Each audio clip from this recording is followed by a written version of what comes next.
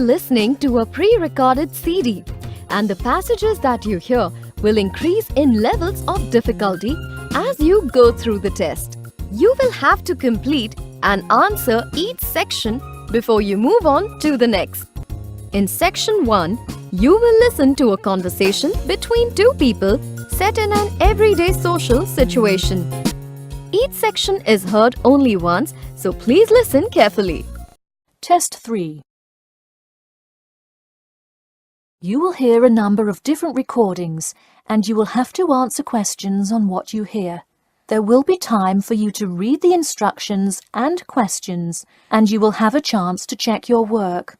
All the recordings will be played once only. The test is in 4 sections. At the end of the test, you will be given 10 minutes to transfer your answers to an answer sheet. Now turn to Section 1. Section 1. You will hear a woman calling the London Police Department to report a robbery. First, you have some time to look at questions 1 to 4.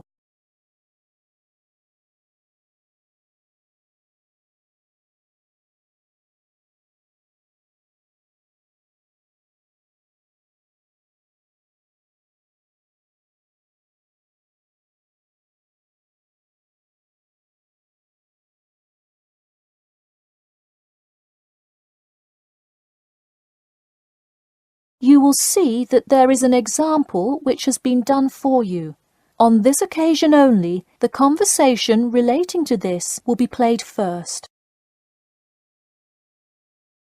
Hello, London Police Department. Yes, I would like to report a robbery. The woman says that she would like to report a robbery, so robbery has been written in the space. Now we shall begin. You should answer the questions as you listen, because you will not hear the recording a second time. Listen carefully and answer questions 1 to 4. Hello, London Police Department. Yes, I would like to report a robbery. All right, just a minute while I pull up the form. OK, could you give me your first and last name? Anna Grieg. Anna Gregg. G-R-E-G? No, Grieg. G-R-I-E-G. Got it. All right, moving on. Gender, female. Date of birth? 15th of March, 1980. All right, thanks. Just a few more personal information questions, and then we can address your claim. All right. What's the address? 4 Ellendale Street. That's E-L-L-E-N-D-A-L-E. All right, Ellendale Street. Yeah, we've had a lot of break-ins in that area lately. And the postal code? W5 2AT. And are you a citizen of the UK? No.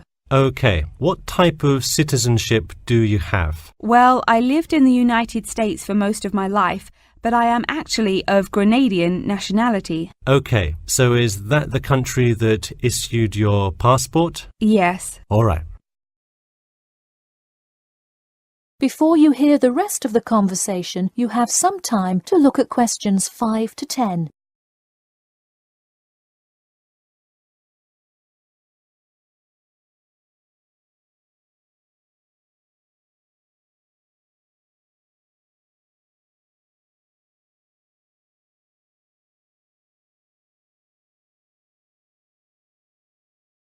Now listen and answer questions 5 to 10.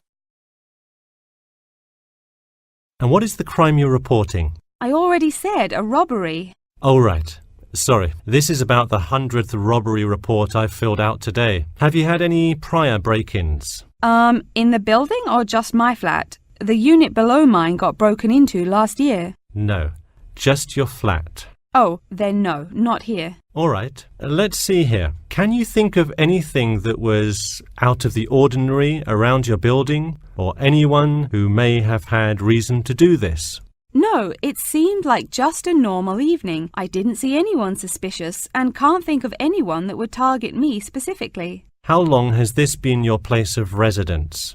Let me think. I moved in on February 1st and it's October, so it's been about 8 months already. Wow, time flies. And that is just for Ellendale, yeah? Yes, I have lived in the UK for just over 1 year. I see. Can you give me the first and last names of all members of the household? Actually, I live alone. Okay, so no other occupants. And can you give me a brief account of what happened? I left to go to a dinner party at 6 p.m. and when I returned at 11, I found the place ransacked and a lot of my things gone. Any sign of forced entry? Yes, the back door was wide open and it looked like someone used a crowbar to force it open. I see. And just to be clear, was the door locked when you left? Of course. Hey, you would be surprised how many reports we get where people have failed to lock their doors. Now, I need you to list any missing items valued above £200. So far, I'm missing my computer, my purse with my wallet in it, and the TV. Okay, let's start with the computer. What is the estimated value? £500. And what is the serial number? G41687770. Thank you. And a visual description? It is a black 13-inch PEMDAS cloud book. There is an Oxford sticker on the lid. Okay, and could you give me a description of the purse? Sure, it's a Claude Frieda shoulder bag and the material is silver-coloured cloth. Price? £300. Okay, that concludes my report. I'll submit it and we'll let you know of any developments. That is the end of section 1. You now have half a minute to check your answers.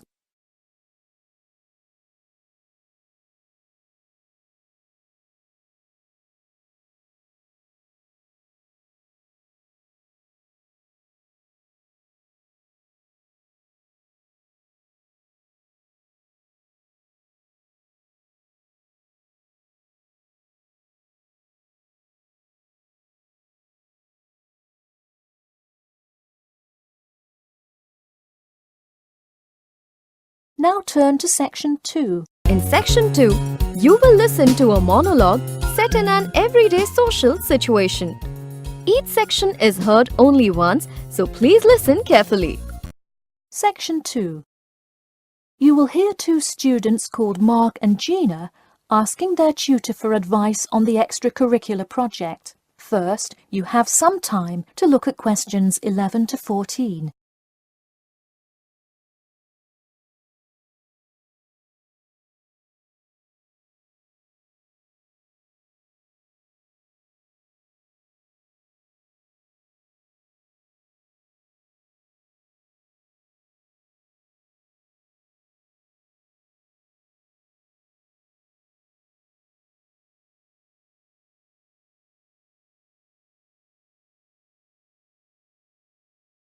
Now listen carefully and answer questions 11 to 14. Hi Mark. Hi Gina. What can I help you with? So we were hoping you could help us with this extracurricular project. Sure. What is the topic? Attending business school. This sounds like a great idea. So you're going to explain the requirements for getting into business school? Not exactly. It will be more broadly about the experience, the academics, accommodation, and social experience that comes with being part of the business school. I see. So would your audience be the general public? Well, we would probably want more to focus on members of the institution. We would especially like to reach individual applicants to the business school. I see. Now, what form will this information be? You could give a talk to all the summer courses. All you'd need is permission from the course director. Or you could pass out information outside the student union. Those are both good ideas. What about sending out pamphlets in the mail? Most college students never check their mail. Maybe you could make a video and show it on campus. That's a great idea. We'll do the video. Great. And as members of the business school, do you have an incentive to attract new students? If so, this idea is a great way to do that. No, the idea actually came about because of how much students like us worry about their studies. Yeah, when I got into business school, there were a lot of things I had not prepared for, so the video would cover a lot of things Mark and I wish we had known upon entering business school. Right.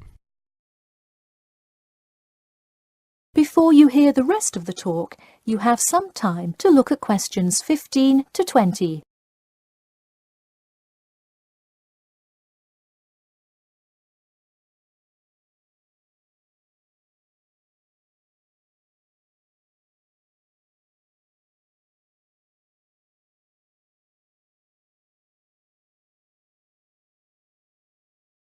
Now listen and answer questions 15 to 20. What would you talk about first? The first and probably most important section would be academics. Good idea. So, would you provide guidance on what courses to take? We want to focus especially on the approaches professors take, their teaching methods. It is far different than what students are used to in high school and even in liberal arts college. Good idea. And how long do you think you would spend explaining academics? We'll probably spend 7 minutes on it. We also have some ideas for talking about housing, food options and stuff like that. We're not really sure how to tie it all together though.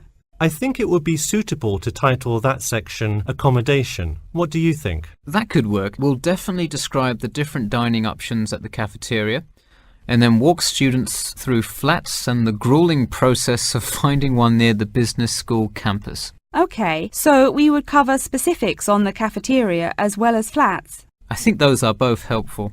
We could spend about 6 minutes on accommodation and be sure to touch on those specifically. Great. Is there anything else you would talk about? We definitely want to go over the social aspect of attending school here. Of course. I think it's good to have a little fun once in a while when you're working so hard in school. I think we are going to introduce new students to the disco that so many upper-class men know and love. Maybe we'll include a few other places too, but that's the main one. We're also going to invite students to the international evening taking place in the first week of school as a great chance for our large international student population to meet a lot of other new students. It can definitely be hard to meet people as an international student. I think that is a great idea. You may want to spend slightly longer on this section than the other two. How about 8 minutes? That sounds reasonable. So overall, the introduction should take 3 minutes and then the conclusion should take 4, giving us a total of 28 minutes. I wouldn't rush your introduction. Maybe give it between 4 and 6 minutes. The conclusion, though, can be shorter since it's just a quick refresher of each of the topics. Give that not more than 2 minutes. Okay, so in total, the video should take about the same time, just more intro and less conclusion? Precisely. All right, we're going to get to work on our video. Thanks for your help. That is the end of section 2. You now have half a minute to check your answers.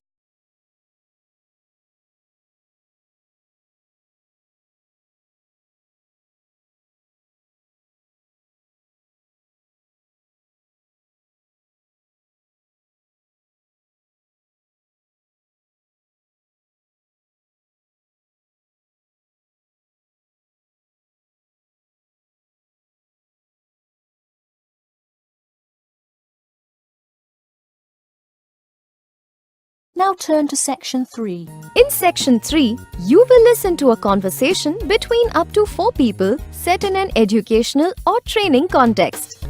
Each section is heard only once, so please listen carefully. Section 3. You will hear a student called John talking to his classmate Danny about the details of his research project. First, you have some time to look at questions 21 to 26.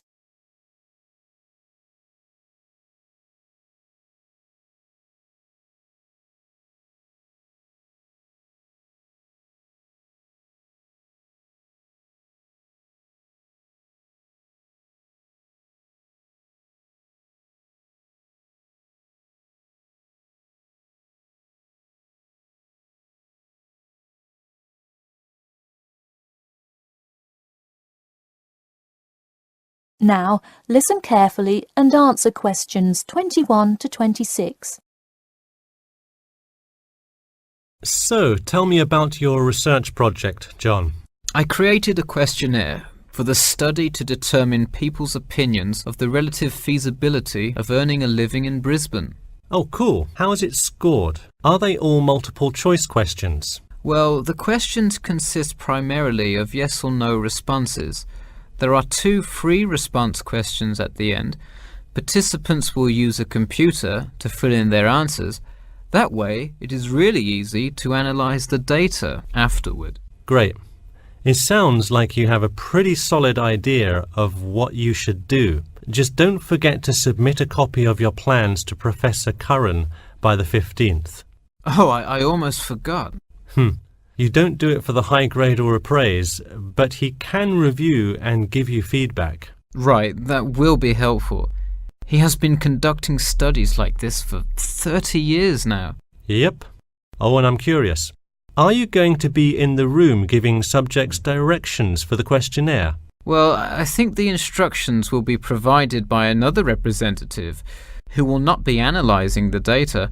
I want them to feel they can answer and be completely anonymous, so I will not be in the room.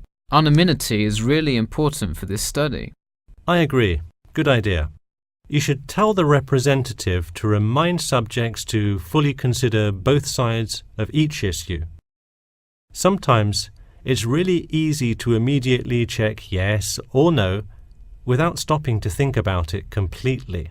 That's so true. It's like a race to finish the questionnaire first or something. I'll make sure to include that in the instructions. This report has to be perfect. Wow, what's the big deal? I know it's part of your grades and all. Well, it's that, but also a well-executed study could grab the attention of faculty in the department, which would be a huge deal. So, for attention? No, silly. I mean, I could really gain the respect of professors who may later take me on as a graduate student in their labs. Oh, I see. Before you hear the rest of the talk, you have some time to look at questions 27 to 30.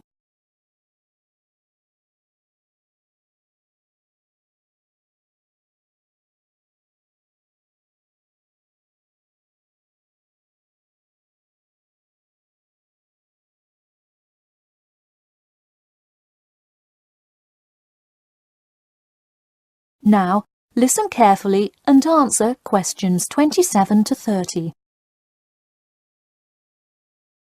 Let me take a look at the survey. Wow, this looks great. The map of the median income by region is a great tool. Where did you find it? Oh, thanks. I read a lot of sources and just noticed this one in a small psychology journal called Modern Psychology. It's more helpful than the photo I added, but I think the photo is just so interesting. It was in the newspaper last year during that huge wage strike. It's great. Probably not necessary, but it looks great. I don't understand. What is WKRX's involvement here? Oh, the radio station agreed to sponsor the study if I play their station in the room. Wow, interesting. So you don't have to pay for any of this? Exactly. Nice. Where did you get that idea? Last month, at the Psychology Club Council meeting, someone talked about how easy it is to get sponsorship from local businesses, so I listened to their advice and called around. I'll have to remember that. Well, this all looks great. Good luck. That is the end of section 3. You now have half a minute to check your answers.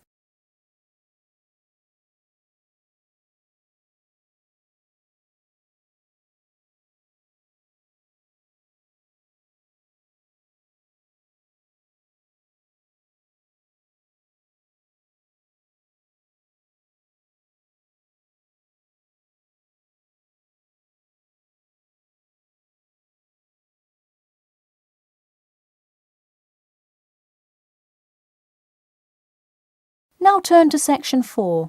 In section 4, you will listen to a monologue on an academic subject. Each section is heard only once, so please listen carefully. Section 4. You will hear an introduction about an eco-friendly building called the Gherkin. First, you have some time to look at questions 31 to 40.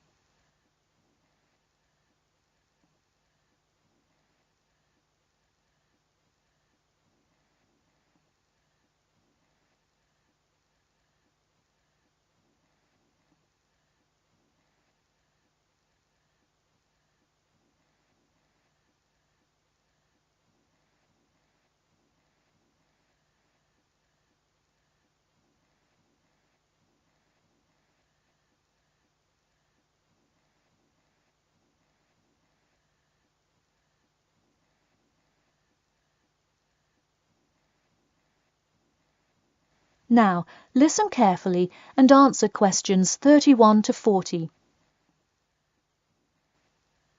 Today, I'd like to tell you about how UK architects are playing their part to address the issue of global warming.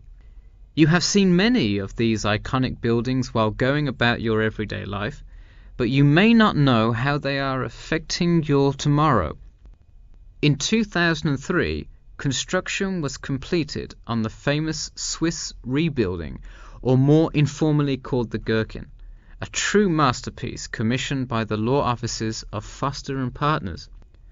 This is not the first ambitious endeavour of the firm. They are renowned for their various philanthropic environmental efforts. The Gherkin, with its cut-and-edge green initiative and sharp design, is gaining recognition as an icon in modern architecture. You can pick it out of the London skyline by its unorthodox cigar shape.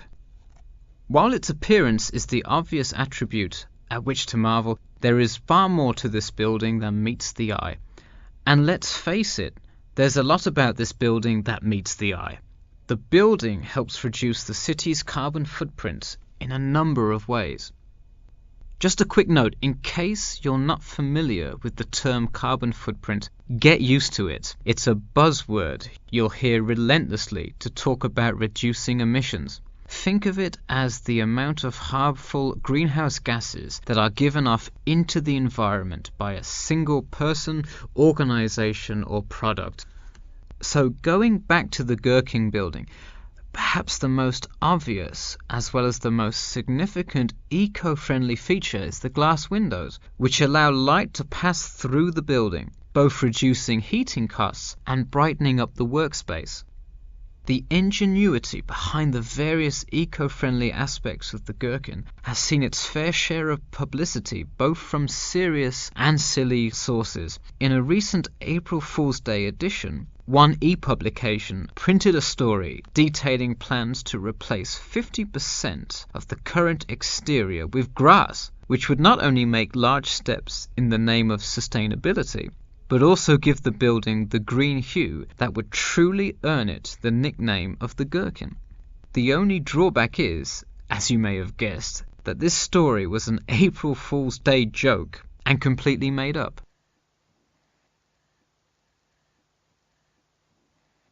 In all seriousness though, the building is setting a new standard of design that other architects and city planners just cannot ignore. The building's bold and cost-efficient design has won a number of architecture awards, including the Sterling Prize, the London Region Award, and the Empress Skyscraper Award, among others. The design comfortably accommodates a large number of offices, while keeping maintenance and operation costs down, striking a superb balance between nature and the workplace. Nature is well and good, as long as the weather is nice outside. Given London's notoriously bad weather, the architects knew they must devise a quality temperature regulation system, and that they did. A special system designed to reduce the building's reliance on air conditioning was devised that cuts consumption in half compared to standard office buildings. There are atria that link each floor vertically to one another, forming spiraling spaces up the entire building. They serve not just as social common spaces, but also act as the building's lungs, distributing clean air from the opening panels in the facade through the entire building. The building isn't all business though. It has its fair share of fun as well. At the very top, a club room offers a picturesque entertainment spot for company functions, private parties, etc., with a breathtaking panoramic view of the city. The creation of such an innovative structure has many wondering what the future of urban planning and architecture may be. Well, if the other projects currently commissioned by Foster & Partners are any indication, the entire city constructed with similarly eco-friendly buildings is not far in the distance. The Masdar City development aims to create a desert city that produces zero waste and removes as much carbon dioxide from the atmosphere as it puts in. a huge feat in protecting our Earth. The gherkin is a truly impressive feat, yet it is not the only one worth noting. Now, to move on to another green initiative, I'll tell you about the Eden Foundation building found in Cornwall. That is the end of section 4.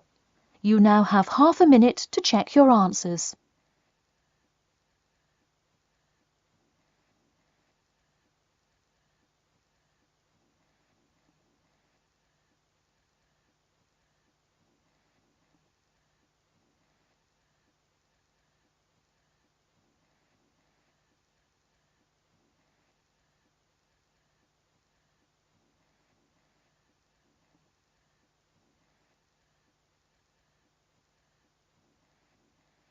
That is the end of the listening test. In the IELTS test, you will now have 10 minutes to transfer your answers to an answer sheet.